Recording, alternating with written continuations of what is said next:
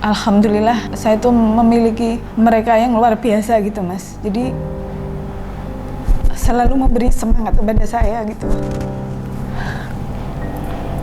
Karena guncangan yang begitu dahsyat ya pada saat itu, itu sudah aslinya enggak keluar. Jadi mungkin karena saya terlalu stres ya. Saya bilang sama istri, ini jangan buat makan ya dek, kita harus punya usaha dari ini gitu. Terus dia bilang, iya wes, nggak apa-apa. Gitu. Aku telepon, dek ini dipinjemin gini.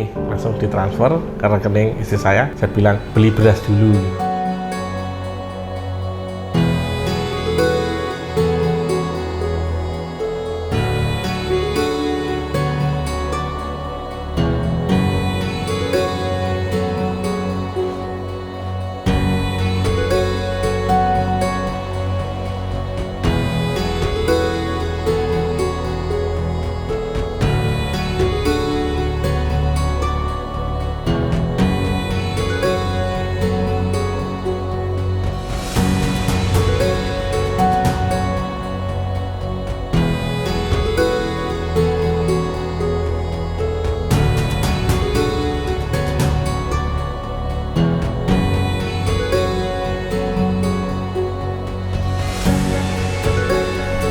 Assalamualaikum warahmatullahi wabarakatuh. Perkenalkan, nama saya Firman Wahyu Tama. Saya berdomisili saat ini di Kediri, tepatnya di perumahan Bukit Permai Mojoroto, belakang SMA 2 Kediri. Saya masih bekerja di salah satu instansi di kepolisian dan saat ini sedang melakukan usaha bersama istri saya menaungi perusahaan namanya Chandra Tama Granit. Tapi di dalam perusahaan itu saya tidak bergabung di dalamnya, tapi lebih dikelola istri. Assalamualaikum warahmatullahi wabarakatuh. Perkenalkan, nama saya Chandra Puputapsari. Kesibukan saat ini di usaha Chandra Tama Granit sebagai direktur, jadi yang ngurusin. Jadi Pak Firman ini sebagai mungkin ownernya ya. Jadi saya yang menjalankan dari perputaran usaha Chandra Tama Granit tersebut. Chandra Tama, awalnya itu Chandra Tama. Jadi Chandra Tama itu dulu kita pernah punya usaha, itu namanya juga Chandra Tama. Pas waktu itu masih domisili di Lampung. Jadi kita punya usaha namanya Kriya Medika Chandra Tama. Terus akhirnya waktu itu karena suatu kondisi akhirnya kita bisa dikatakan bangkrut ya. Akhirnya kita pulang ke Jawa, di sini membuka usaha lagi. Jadi kita kasih nama Chandra Tama juga gitu. Dan kebetulan nama anak-anak saya juga ada Chandra Tamanya semua. Ya. Kalau sudah di ACC, larinya kan jelas ke bahan-baku. Jadi waktu itu kita setelah dari Lampung, kita kan waktu itu bangkrut. Jadi kita pindah semua yang di Lampung itu kita jual. Kita waktu itu distributor alat kesehatan. Jadi kita kerja sama. Kita yang menyuplai ke rumah sakit ya dulu. Menyuplai ke rumah sakit itu untuk alat kesehatannya. Dulu kita pakai pinjaman. Akhirnya waktu itu tidak berkembang usahanya. Pinjamannya masih berlanjut. Aset kita jual. Masih menyisakan hutang. Jadi akhirnya kita waktu itu memutuskan untuk pindah ke Jawa karena memang kita kan asalnya dari Jawa. Waktu itu kan karena suami kan masih terikat dinas, jadi kan untuk pengajuan tidak langsung seketika itu bisa pindah gitu. Jadi rumah itu kita jual, jadi kita jual itu sama isi-isinya, jadi bukan hanya rumahnya aja. Jadi kita bawa pulang ke Jawa ini hanya baju. Dia SK pindahnya itu belum turun. Nah, jadi saya pulang duluan. Saya sama anak saya yang pertama pulang duluan ke Jawa karena waktu itu rumahnya sudah laku. Jadi dia numpang di tetangga. Jadi kebetulan tetangga itu dia punya 2 rumah yang di sebelah saya, maksudnya masih satu perumahan, satu komplek. Itu kan tidak dipakai karena dia punya rumah satunya. Jarang ditempatin gitu. Akhirnya disuruh tinggal di situ. Sampai ini kita transportasi saya ke kantor pun dipinjemin sama teman. Jadi kita motor itu juga dipinjemin karena tidak ada punya kendaraan. lagi, terus dari rumah ke kantor itu kurang lebih 15-20 menit lah untuk perjalanannya. Jadi transportasi itu sama teman saya yang di Lampung sama juga anggota juga. Kebetulan dinasnya kan dia di Lampung Barat, jadi ada motor itu dipinjamkan ke saya. Gitu. Jadi kadang-kadang saya kalau pulang dari dinas itu masih sering kesasar. Jadi balik ke rumah. Oh iya, bukan rumah saya lagi kan gitu. Sama anak saya tinggal di rumah orang tua saya. Jadi gantian, kadang di rumah mertua, kadang di rumah orang tua gitu. Karena ya di sini belum punya rumah gitu, waktu itu masih di Trenggalek. Jadi saya pulang ke rumah orang tua saya. Jadi gantian, nanti seminggu di rumah mertua, nanti seminggu di rumah orang tua saya gitu. Iya, kalau penghasilan ya zero, karena saya memang belum bekerja setelah habis usaha bangkrut. Saya memang belum ada gambaran kita mau usaha apa, itu belum ada. Kebetulan suami juga dia memang punya gaji gitu, tapi kan kita punya hutang nih, jadi salah satunya waktu itu gaji dia itu diambilkan pinjaman ya untuk membackup itu. Akhirnya kan juga gajinya mungkin untuk hidup dia di Lampung ya hanya sebatas cukup gitu, sisa gaji dari yang sudah dipotong itu. Sedangkan saya kan ya karena ya itu numpang di orang tua itu. Untuk masih punya orang tua. Untuk masih punya orang tua. Waktu itu orang tua saya, mertua saya itu alhamdulillah saya tuh memiliki mereka yang luar biasa gitu Mas. Jadi selalu memberi semangat kepada saya gitu. Iya, memang prosesnya memang sangat luar biasa pada saat itu dijalani. Ya, kami bersyukur punya kedua orang tua itu yang mensupport kita, entah itu dari sisi mungkin materi yang nggak bisa dibayangkan pada saat itu. Karena kondisi anak saya kecil, dulu dia kalau nggak salah 6 bulan setelah melahirkan itu, karena goncangan yang begitu dahsyat ya pada saat itu sudah ASI-nya nggak keluar. Jadi mungkin karena saya terlalu stres ya, mungkin ya baru kita mengalami hal-hal semacam itu ya dalam hidup. Prosesnya sangat luar biasa. Jadi anak saya yang pertama otomatis kan langsung kita beli susu tambahan. Nah dari situ saja kita pada waktu itu sudah nggak mampu beli ya. Susah Mas. Jadi untuk beli susu itu Masya Allah dulu perjuangannya gitu. Nah makanya orang tua saya, mertua saya itu selalu support itu. Jadi dari segi materi juga alhamdulillah mereka support. Mereka selalu memotivasi gitu bahwasanya alhamdulillah dalam arti waktu itu kita saat jatuh itu masih di usia yang masih relatif muda gitu, jadi untuk bangkit itu masih banyak kesempatan gitu. Itu orang tua saya selalu mengatakan seperti itu. Akhirnya itu tumbuh apa ya, semangat. Oh ya berarti saya mungkin lihat di sekitar saya yang mungkin punya masalah lebih berat daripada saya itu masih banyak. Akhirnya tumbuh, orang tua selalu mensemangati seperti itu.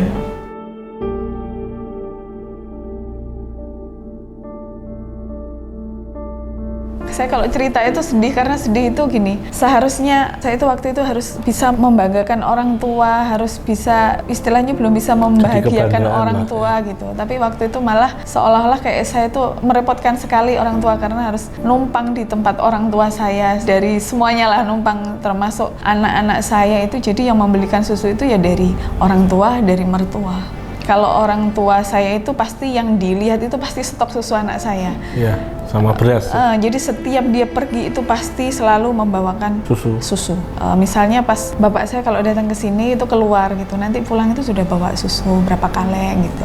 Karena kita juga sempat sampai ini ya, dalam artian pas waktu anak itu kita titipin, karena kita memang nggak mampu untuk beli sesuatu ya kan. Bahkan masih ingat dulu kalau sore ya, waktu-waktu itu kita udah nggak ada uang sama sekali ya. Sudah saya bilang sama istri ya, anggap aja puasa lah gitu. Tapi alhamdulillah sekitar jam 4 itu ya, ada orang yang pindahan ya. Pindahan rumah Mas, nganterin nasi kotak itu. Biasanya kan namanya satu rumah itu kan dikasih satu, itu dikasih dua gitu loh. Nah, mungkin karena dia kelebihan apa gimana ya, nggak taunya datang ke sini. Alhamdulillah kita bisa makan kan. Sampai saya bilang sama istri, sebenarnya kita itu yang kita butuhkan hari ini berarti ya nasi ini gitu. Dan itu kita nggak punya uang, bukti bahwasanya Allah itu punya kuasa, itu kita masih bisa makan daging gitu kan. Masih ingat lauknya daging.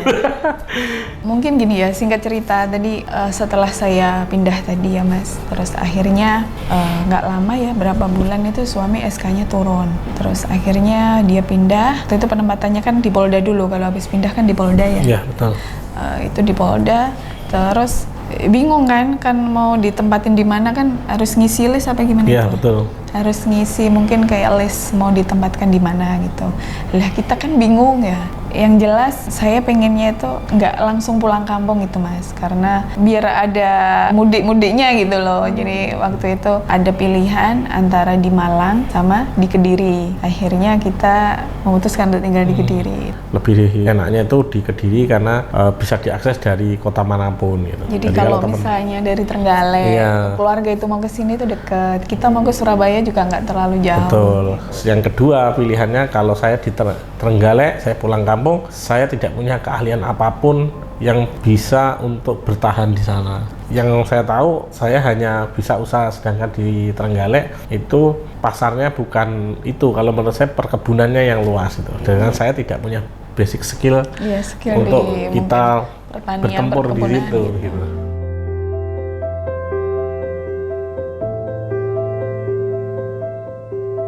Jadi gini, dulu setelah kita memutuskan sudah fix kita pindah di Kediri ya, kita mau nyari kontrakan Mas. Terus akhirnya ngekos, saya itu ngekos di Baliwerti, ngekos dulu. Kontrak pun juga mungkin nggak punya duit ya, jadi bisanya hanya ngekos yang satu kamar. Anak saya titipkan di mbahnya, jadi anak saya titipkan di sana. Saya berdua ke sini sama suami, muter-muter kita keliling. Kasihan, saya mikir anak saya kok tak titipkan gitu ya, tapi kalau tak bawa di kosan ini kan hanya satu kamar Mas, kecil jadi banget nggak kosannya. memungkinkan kan, hanya untuk tidur aja gitu kan. Sedangkan kalau bawa anak kecil kan pasti ya gitu kan, nanti ya, panas juga kan banyak gitu. Terus akhirnya ayo kita cari kontrakan gitu. Terus muter-muter keliling-keliling kita nyari kontrakan, tapi nggak dapat. Akhirnya ada yang ngasih tahu, saudaranya bule saya kasih tunjuk di sini kan, ternyata ini bukan untuk dikontrak tapi untuk dibeli.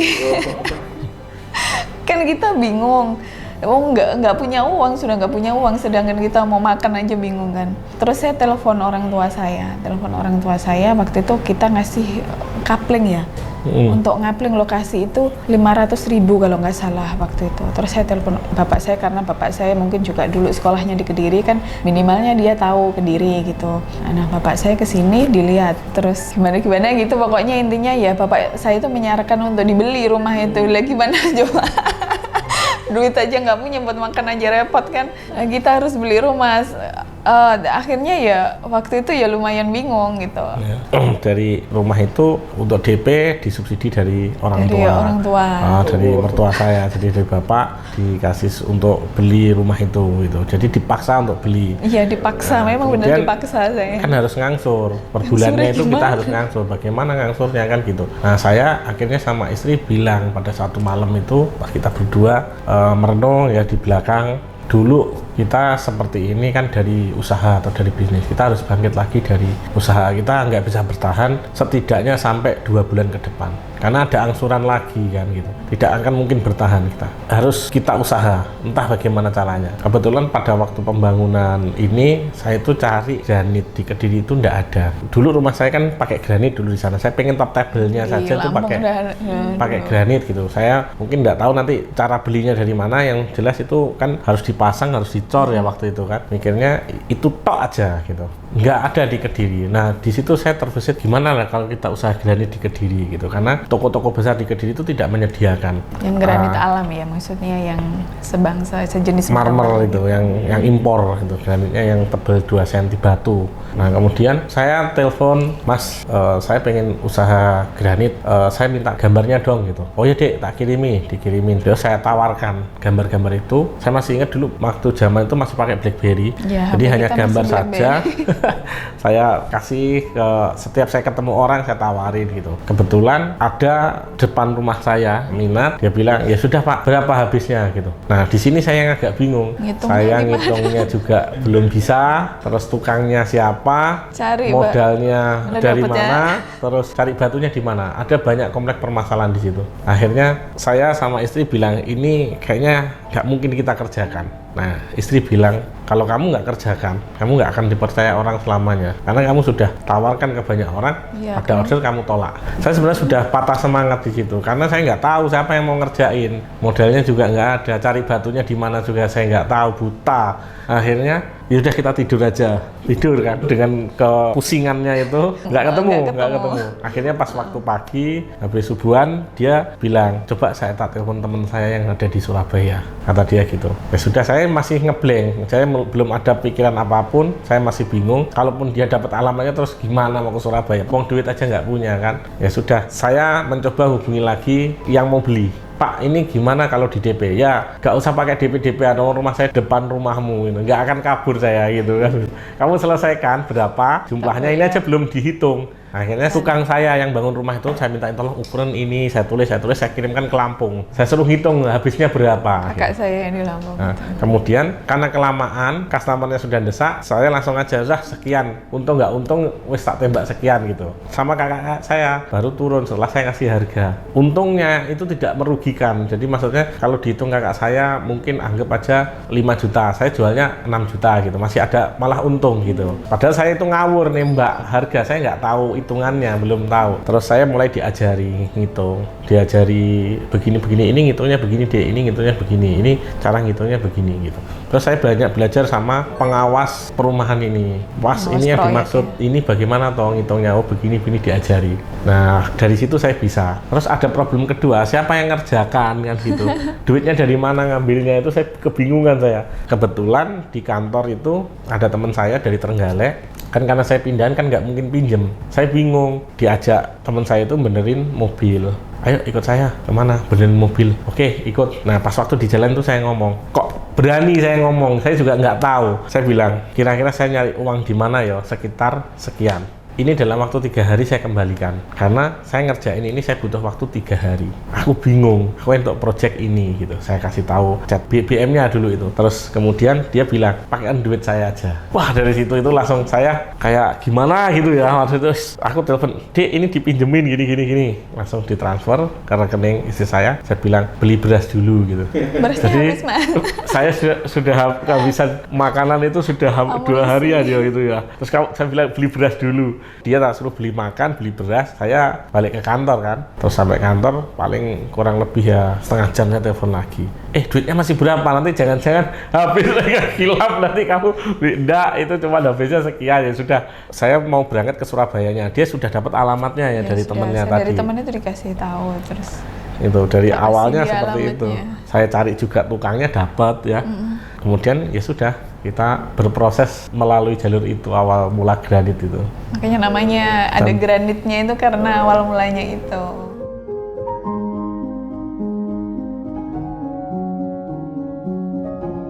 Ada sedikit cerita lucu juga pada saat saya berangkat itu juga mobil itu saya juga pinjem sama teman saya karena sudah nggak ada ini. Yang saya ajak ke Surabaya yang minjemin saya duit gitu.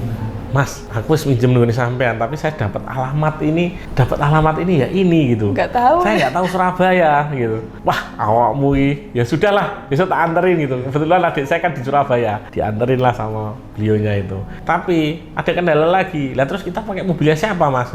Wah, iya, pakai mobil siapa? Akhirnya dia yang telepon cari mobilnya temen juga. Dipakai ya sudah kita berangkat pagi sampai sana mandi di tempatnya rumahnya adiknya terus baru ke supplier granitnya sampai saya sana diketawain saya Mas sampean mau beli granit atau mau beli apa gitu ya kenapa Mbak jagraknya mana kan harus kayak kaca itu kan untuk naruh granitnya itu jadi kalau nggak pakai jagrak ditaruh sampai ke diri hancur semua Mas ini katanya wah iyalah saya ini baru Mbak ini saya cerita terus saya diajarin banyak di situ sama mbaknya itu hitung-hitungan dan lain sebagainya dibuatin jagrak juga jadi pertolongan Allah itu pada saat itu bertubi-tubi gitu kalau orang musibah bertubi-tubi saya itu pertolongannya sangat bertubi-tubi deng terus sampai saya pun dikasih alamat supplier yang sangat besar ya sampai saat ini jadi supplier saya itu yang ngasih ya toko itu Mas kalau sampean pengen besar nih di sini dikasih gini jadi setelah kita ke granit itu tidak mulus seketika terus kita dapat orderan itu enggak jadi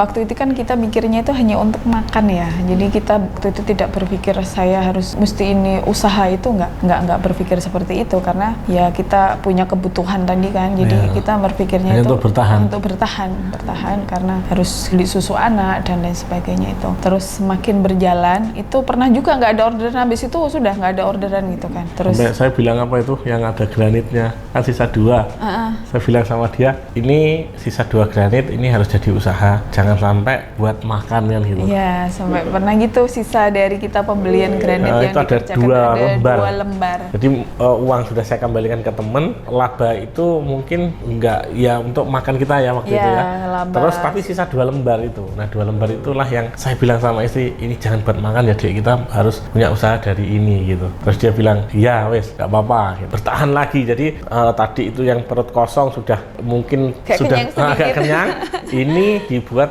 untuk bertahan gitu, untuk kelangsungan usaha. Jadi modalnya dua lembar granit itu. Dan itu terus akhirnya ya mulai kita berjalan, memang kita tawarkan dulu ya door to door, bahasanya menawarkan itu, karena waktu itu sosial media belum seperti sekarang ya, jadi kita door to door, jadi ya menawarkan dari orang ke orang, kita mungkin Diketawain. broadcast lewat BBM itu kan, broadcast kita ya seperti itu. Akhirnya dari granit itu kan, kalau granit ini kan selalu Berhubungan kaitannya dengan dengan interior.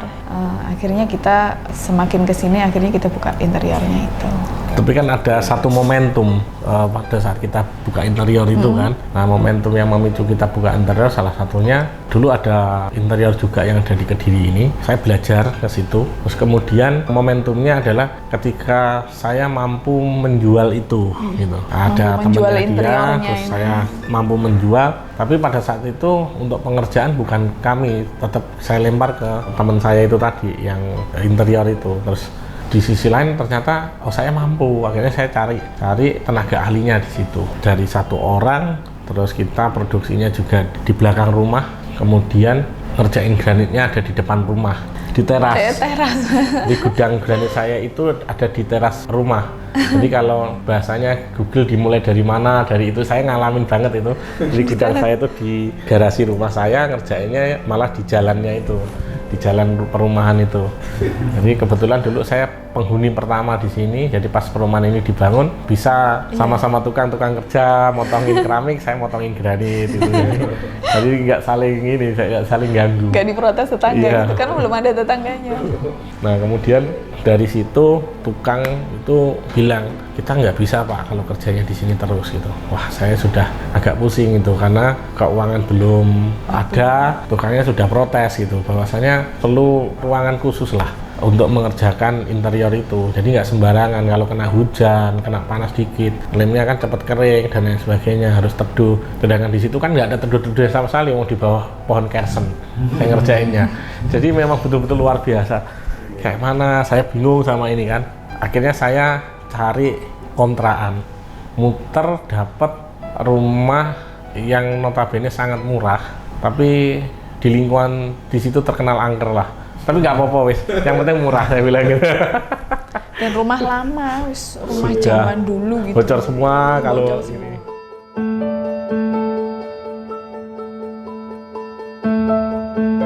Alhamdulillah, setelah saya melakukan usaha itu banyak sekali di situ yang saya dapatkan. Jadi selain memang dari materi, juga dari pengalaman, dari mungkin merubah mindset juga, Cara berpikir kita, cara kita mengenal Tuhan kita. Mengenal. Jadi semakin saat kita mendekatkan diri, bahasanya itu gitu. Ternyata kita itu selalu diberi kemudahan-kemudahan gitu. Saya ambil contoh seperti ini. Jadi di sewaktu-waktu kita sudah punya tim karyawan yang notabene kita sudah ada kos untuk gaji ya gitu. Nah pada suatu waktu pada hari ini kita gajian itu kita masih minus ya pada waktu itu. Minus untuk menggaji karyawan itu masih kurang lebih sekitar, saya masih ingat nominalnya itu 7 juta ya. Pada malamnya itu saya sama istri itu ya intinya memohonlah, berdoa sama Allah untuk diberi intinya mukjizat, pertolongan dan lain sebagainya, karena ini menyangkut mereka gitu. Kalau saya tidak makan itu biasalah, dulu pernah ini, tapi mereka itu dari keringat mereka butuh sesuatu untuk keluarganya gitu. Di situ keajaiban itu muncul. Jadi pagi itu pada saat kita meeting, misalnya kalau pagi kita biasakan meeting ya, itu ada yang ngetok pintu. Nggak disangka-sangka orang itu pagi-pagi datang, itu hanya nganterin DP senilai 7 juta itu. Dan hari itu hanya uang masuk ya itu tok.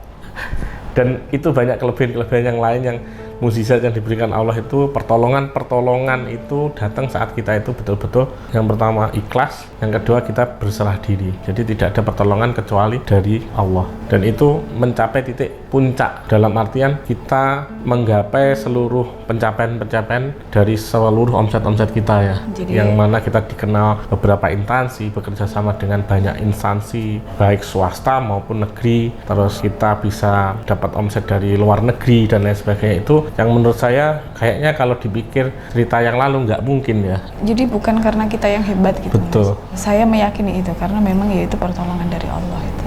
perusahaan ini mungkin aneh ya. Tapi alhamdulillah di sini kan mayoritas muslim. Memang ada sedikit peraturan sebelum bekerja itu pertama kali yang dilakukan adalah istighfar, terus kemudian sholat duha, ngaji, baru mulai ke pekerjaannya itu. Dan gitu. Itu kita wajibkan, dalam arti memang untuk ibadah itu bukan hal yang wajib ya. Maksudnya kayak sholat duha itu bukan sholat wajib gitu. Tapi di sini diwajibkan. Di perusahaan ini saya himbau untuk diwajibkan gitu. Jadi mereka harus laporan gitu, sholat. Mungkin awalnya ada yang terpaksa, tapi akhirnya karena terbiasa, akhirnya jadi habit gitu. Kalau untuk produksi itu enggak, di sholat wajib aja. Di sholat wajib.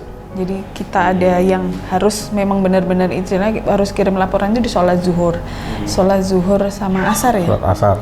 Itu mereka wajib, jadi mengirim bahwasanya saya sudah sholat gitu, dengan menyertakan bukti foto.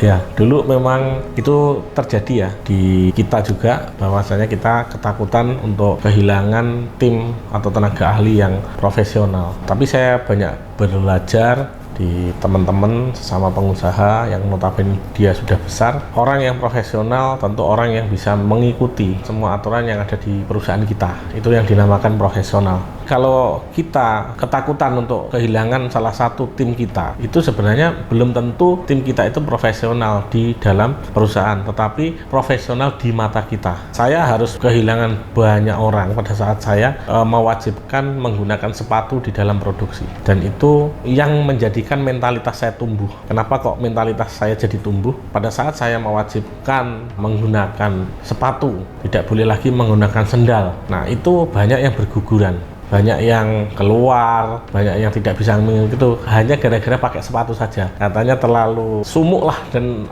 nggak bisa mengikuti mereka. Itu banyak yang keluar. Tetapi saya setelah itu mendapatkan orang-orang yang ternyata itu lebih baik daripada mereka dari sisi keterampilannya, dari sisi attitude-nya, dan bahkan mereka mampu mengikuti aturan dari perusahaan kita. Jadi yang sebenarnya notabene dipikir kita itu mereka yang terbaik, ternyata di luar sana masih banyak orang yang terbaik yang mampu mengikuti aturan daripada perusahaan kita itu. Nah, belum dicoba saja sebenarnya. Nah, itu nanti kalau kita mau coba, pasti kita resikonya akan kehilangan. Yang kedua, ada yang tetap bertahan dan mau mengikuti aturan perusahaan itu. Jadi ada dua tipikal nanti. Yang satu, dia pasti akan keluar karena dia tidak bisa mengikuti aturan perusahaan. Yang kedua, dia akan bertahan dan mengikuti aturan daripada perusahaan itu. Saya boleh ibaratkan saat kita SD, kita juara 1 di kelas, kita menggunakan pakaian ya SD. Pada saat kita beranjak ke SMP, perusahaan wadahnya besar, otomatis seragamnya akan disuruh berubah. Dia nggak mau mengikuti. Hendaklah saya pakai seragam SD saja. Kira-kira kalau dia mau tumbuh,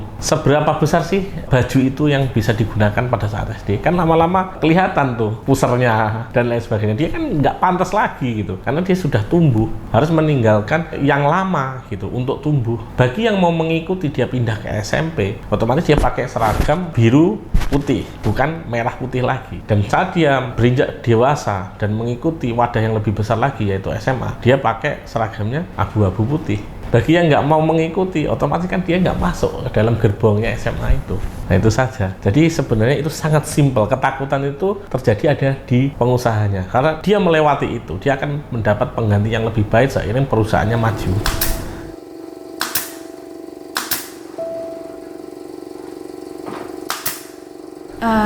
Kalau ditanya seperti itu, saya sebenarnya juga bingung Mas menjawabnya. Jadi yang jelas saya ya sebagai umat Islam, kita kan ada perintah Allah itu kan ada mungkin ya perintah-perintah atau kita untuk menjalankan ketakwaan kita. Saya memang belum menjadi orang baik gitu, tapi saya berusaha menuju ke situ gitu. Dalam arti saya terus berusaha berbenah diri, saya terus berusaha evaluasi gitu. Saat mungkin mendekatkan diri sama Allah itu saya merasa pertolongan Allah itu sangat dekat gitu Mas. Saya banyak keajaiban, kadang saya sendiri juga bingung dalam arti saat mungkin ada masalah, saya kadang sudah buntu, saya tidak ada jalan keluar, sudah tidak bisa berpikir lagi, itu saya serahkan sama Allah gitu. Kadang itu ada kenapa ya kok saya seperti itu, saya mengevaluasi diri, oh mungkin kemarin saya ngomong nih sama suami seperti ini gitu kan, jadi ada evaluasi sama diri saya gitu. Jadi saya berusaha untuk selalu ya menuju ke arah ketakwaan gitu, ya, meskipun masih sangat jauh itu Mas. Ya kalau dari sisi itu sebenarnya ini saya sangat bersyukur ya memiliki istri yang menurut saya sangat sempurna gitu. Di zaman yang sekarang ini mungkin sangat sulit saya membandingkan. Jadi saya mungkin bisa berubah dari cara berpikir, dari cara saya beribadah dengan Allah. Saya sangat bisa merasakan perubahan-perubahannya setelah banyak ujian dan didampingi oleh istri saya. Mungkin kalau bukan dia yang mendampingi saya, mungkin sudah dari awal nggak bakalan kuat. Dia yang menguatkan saya gitu, menguatkan dari sisi banyak faktor. Banyak amalan-amalan yang mungkin dilakukan itu banyak yang melakukan istri saya. Jadi pertolongan Allah itu sesuai yang dijanjikan saja. Jadi salah satunya yaitu tadi zikir. Kita biasanya mengamalkan membaca surat Al-Waqiah ya. Terus kemudian tahajud dan duha di sisi 5 waktunya. Alhamdulillah saya banyak mencontoh dari istri, meskipun kalau saya masih bolong-bolong, dia meskipun di tengah hutan belantara pun mau dinginnya berapa, dia pasti tepat waktu bangun di jamnya itu dan melakukan itu. Bahkan saya waktu di Ranupani itu ngecamp sama istri itu, dia bangun, masa saya yang belum tidur nggak mau ikut sholat kan gitu. Jam 3 itu saya menyentuh air itu kayak lebih-lebih kayak kita wudhu pakai es itu. Dan ternyata setelah kita melakukan sholatnya itu kenikmatannya itu bisa 4 kali lipat daripada kita melakukannya di rumah, ya kan? Jadi perjuangan pada saat kita mau melakukan sholat itu sampai kita sholat dan selesai sholat itu rasanya itu berbeda banget.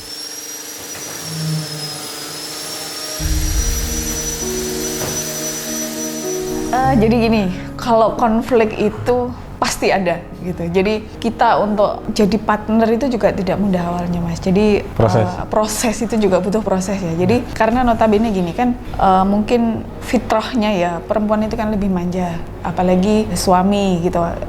Ibaratnya kita partneran kan pasti punya karakter masing-masing ya. Dulu ya gitu sering kita kadang meributkan. Pasti sebenarnya kalau kita kadang ribut itu masalahnya di masalah pekerjaan. Kalau mungkin masalah rumah tangga alhamdulillahnya jarang ya, jarang. Masalah itu jarang. Jadi yang sering membuat kita ribut itu pasti masalah pekerjaan. Itu dari awal sampai mungkin sekarang juga sering terjadi. Kita di situ membuat kesepakatan. Dari arti kesepakatan itu awalnya ya kita mencampur adukkan antara rumah tangga mungkin sama pekerjaan gitu. Tapi sekarang karena saya berpikir kalau itu terus terjadi nanti endingnya nggak bagus gitu. Semakin kita ditambah rezeki, semakin banyak konflik. Ya gitu. Akhirnya kita mulai, jadi kalau kita di jam kerja kita membahas pekerjaan ya kita berarti itu antara partner kerja. Jadi ibaratnya nggak boleh baper. Jadi kalau memang saya salah, iya berarti ya marah gitu. Ya marahnya ya sama kayak saya mungkin dimarahin sama atasan gitu. Tapi kalau sudah kita pulang ke rumah, sudah di luar jam kerja ya sudah kita kembali ya normal lagi. Dia sebagai ya, sulit suami, awalnya ya. Awalnya sulit karena pasti baper. Kadang masih dibawa perasaan itu. Tadi gini-gini. Tapi itu perlu belajar dan perlu proses gitu. Akhirnya ya saya menyadari bahwasanya kita harus profesional di situ gitu. Karena dulu itu gini, saya tuh untuk mencari kerja itu dulu susah Mas. Jadi pas waktu kita lagi susah, waktu kita lagi saya tuh tidak punya penghasilan, kita minus, saya itu melamar kerja di mana-mana itu ditolak. Tidak diterima. Waktu itu rasanya Masya Allah dunia ini wes kayak runtuh wes. Kok saya ini sampai segitu amat ngelihat teman-teman saya itu sudah kerja, ngelihat mereka sudah punya penghasilan itu kayaknya aduh kok segininya ya saya itu sampai ijazah itu habis. Saya legalisir lagi, habis lagi. Wes gitu terus jadi entah sampai berapa itu saya sampai nggak menghitung lagi. Sampai ada job fair di Surabaya kayak gitu saya ikut, saya datang ngelamar, harus buat lamaran sebanyak-banyak, tidak ada satupun Mas dipanggil aja enggak. Terus waktu itu saya pernah kerja di sebuah bank swasta.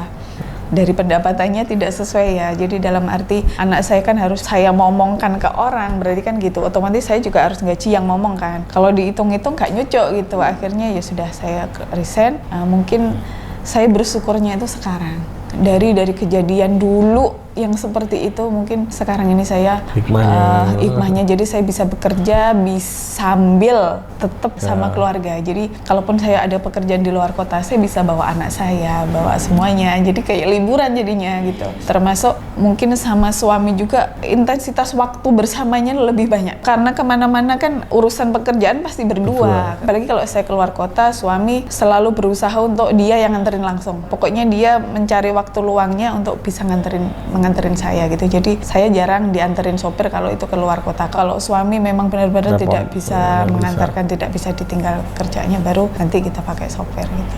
Bahkan jadi peraturan di perusahaan kita kalau ibu-ibu, nah ini aneh lagi nih, mungkin kalau di luar sana kan nggak boleh kinerja itu, ya memang harus kerja itu harus fokus gitu ya. Tapi kalau di perusahaan saya lain, bagi yang ibu-ibu dia punya anak kecil dibawa ke perusahaan nggak masalah. Jadi bawa anaknya boleh? Boleh.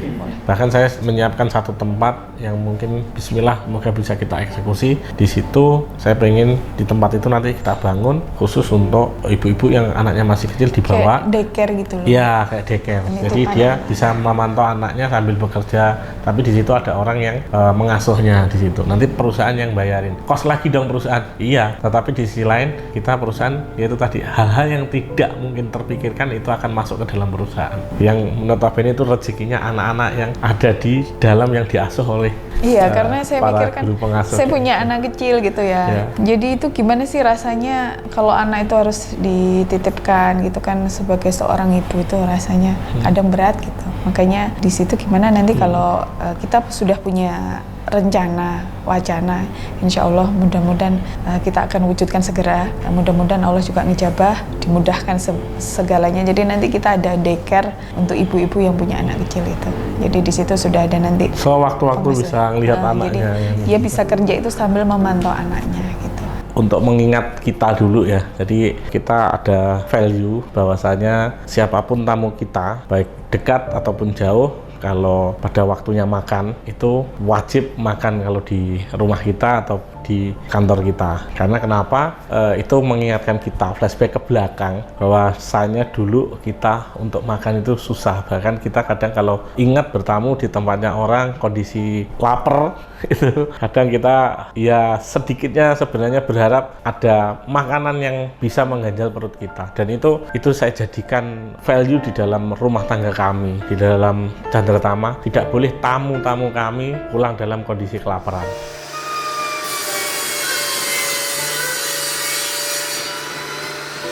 Jadi kita punya kebiasaan sebenarnya kalau untuk menyatukan visi misi kita berdua itu ada kebiasaan. Salah satunya yang kita lakukan adalah pergi berdua. Di anak-anak kita titipin, kakeknya, neneknya itu biasanya main ke sini kita undang lah. Tapi ngomong gitu. Jadi kita izin nanti ada pekerjaan seminggu, 4 hari, kadang berapa gitu. Kalau saya biasanya cuti. Kalau nggak cuti ngambil Jumat, Sabtu, Minggu 3 hari yang singkat-singkat, yang pendek-pendek, mungkin ke Jogja atau kemana atau ke Bali gitu. Hanya liburan sekedar melepas penat yang ada di dalam perusahaan, ya kan? Karena Kadang setiap hari kan kita kerja maksudnya kadang pekerjaan nggak selesai di sini kan tetap di rumah itu kadang kita bahas gitu. Jadi kadang kesel gitu. Ya, dan itu kita udah liburan, kadang ada satu perjanjian 1 hari ini nggak boleh bahas pekerjaan gitu. Pokoknya apapun nggak boleh dibahas masalah pekerjaan. Ternyata malah pekerjaan itu yang membahas kita gitu. Ya, maksudnya gini, ada WA mungkin dari tim dari ini, oh ternyata masalah-masalah yang ini selesai Bu, ini begini ya kan. Jadi solusi itu tiba-tiba datang gitu. Tiba-tiba datang gitu. Tidak kita duga. Nah itu, jadi bagi mungkin teman-teman ya yang punya usaha, sudah berkeluarga, sempatkan waktu untuk membahagiakan pasangan lah, dalam artian di sini istri atau suami, saat istri suami itu bahagia, insya Allah rezeki itu juga dimudahkan sama Allah gitu. Bahkan dulu mengawali usaha ini istri juga nggak ngerti usaha sama sekali gitu, sosialisasinya juga dulu kurang ya, jadi cenderung diem lah istri saya itu. Jadi akhirnya saya yang menghandle semuanya di awal-awalnya. Kalau di kepolisian itu kan ada dinas, cadangan, lepas dinas kan gitu. Nah, kalau saya dinas. Tapi kalau waktu cadangan ini kan biasanya setengah hari sudah bisa pulang kan gitu. Karena kita cadangan besok mau naik ke dinas kan gitu. Setelah dinas kita ada lepas dinas, itu free. Waktu free dan waktu setengah hari cadangan itu yang saya manfaatkan untuk melakukan usaha. Jadi yang lainnya mungkin dibuat istirahat, saya kerjanya 2 kali lipat. Memang itu pada awalnya sangat-sangat melelahkan ya, tapi saat sudah semuanya terbentuk, sistem terbentuk, kita sekarang hanya berpikir kan, dari sisi tenaga sudah dibantu sama tim, tapi kita hanya berpikir. Toh disambi bekerja di kepolisian pun, kita kan pikiran ini nggak bisa mati kan, tetap kita mengerjakan sesuatu, kita pun bisa mengeksekusi hal-hal yang ada di dalam perusahaan. Jadi pembagian waktu saja, karena sesungguhnya orang kerja pun dimanapun dia pasti ada namanya waktu luang, waktu istirahat. Nah di sela-sela waktu istirahat itu yang kita ambil mungkin untuk melakukan sedikit usaha, itu saja.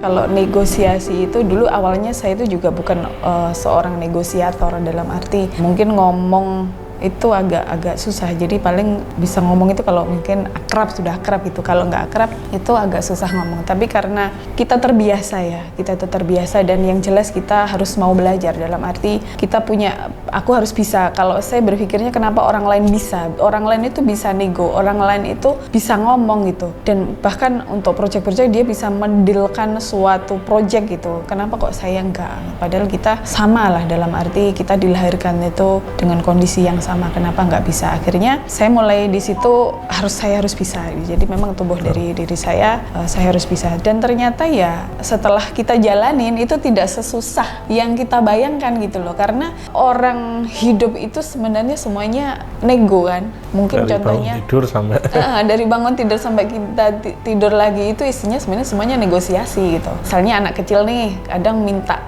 mainan itu kan dia dengan baik-baik kan merayu mamahnya gitu, kadang yang mungkin disuruh agak susah gitu karena dia punya keinginan gitu, akhirnya dia jadi gampang disuruh, oke mah, kadang nggak disuruh pun dia akan menjalankan itu gitu. Nah itu sebenarnya sudah bentuk dari negosiasi gitu.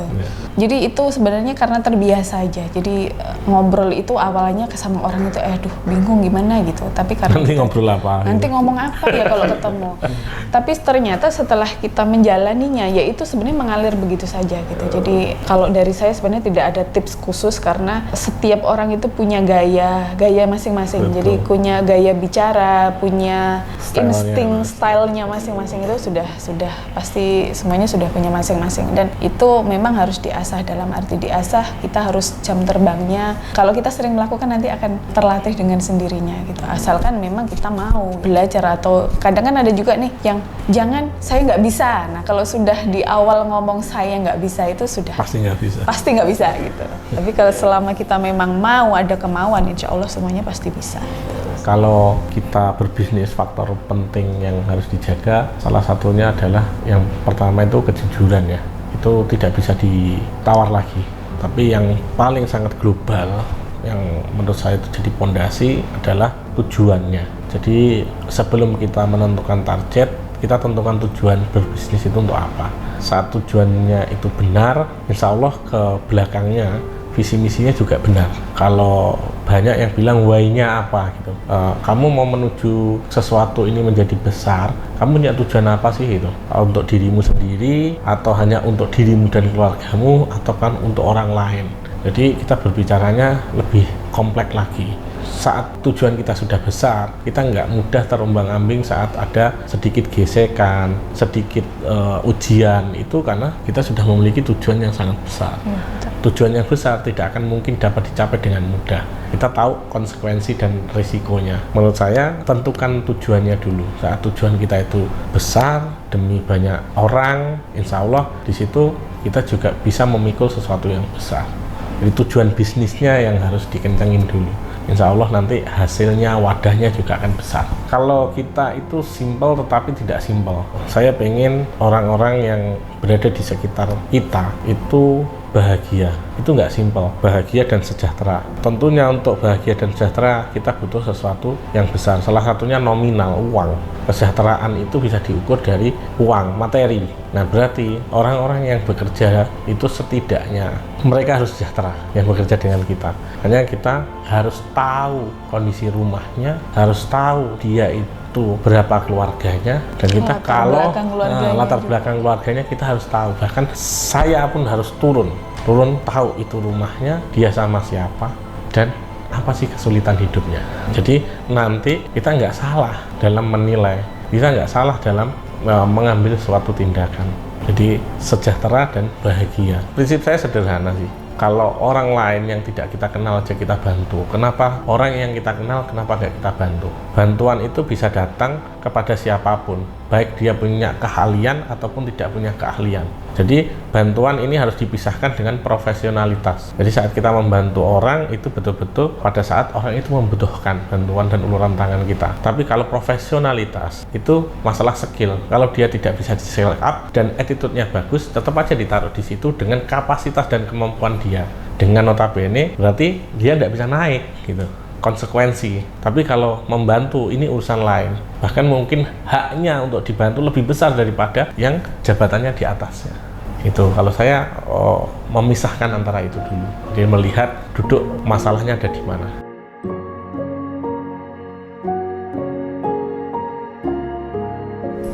Mungkin kalau saya pendekatan diri sama Yang Maha Kuasa. Karena gini, waktu ya mungkin kalau kita flashback ke belakang, mungkin waktu itu untuk lebih ke spiritualnya ya, itu masih jauh dari, dan masih jauh lah dari itu.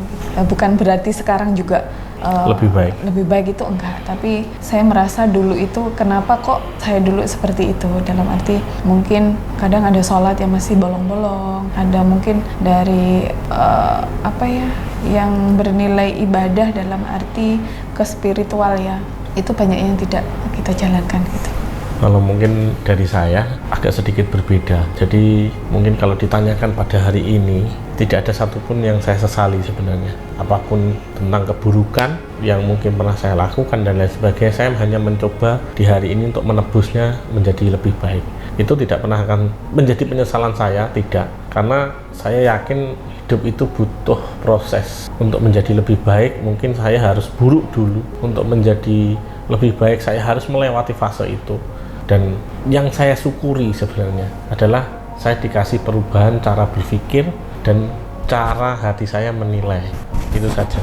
Jadi bukan lebih saya minta untuk dikembalikan ke dulu dan menyesali sesuatu, tetapi lebih saya bersyukur saya sama Allah diberi sesuatu, setidaknya pikiran saya itu dibuka sehingga saya bisa berpikir lebih baik dari ini. Itu saja. Saya Firman Wahyu Tama. Dan saya Chandra Puputa Besari. Kami dari Chandra Tama Granit. Wassalamualaikum warahmatullahi wabarakatuh. Waalaikumsalam warahmatullahi wabarakatuh.